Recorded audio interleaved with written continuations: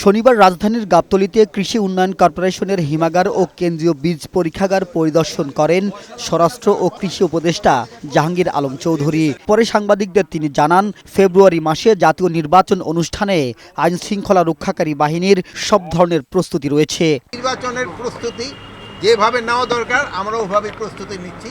আল্লাহ দিলে ফেব্রুয়ারি মাসে নির্বাচন করতে আমাদের কোনো ধরনের অসুবিধা হবে না। নির্বাচনের আগে লুট হওয়া সব অস্ত্র উদ্ধার করা হবে বলে জানান স্বরাষ্ট্র উপদেষ্টা।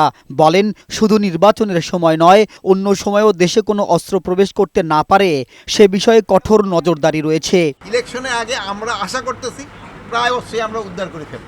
জনগণ যেই সময় ভোটারমুখী হয়ে যাবে এবং পলিটিক্যাল পার্টিগুলোর জন্য ভোটারমুখী হয়ে যাবে, সেই সময় দেখবেন এইসব কিছু কেউ কোনো বাধা দিতে পারবে না। পরে দারুস-সালাম থানা পরিদর্শন করেন স্বরাষ্ট্র উপদেষ্টা। এ সময় তিনি সাংবাদিকদের বলেন, ঢাকা মহানগরীর সব থানার জন্য নিজস্ব ভবন করা হবে।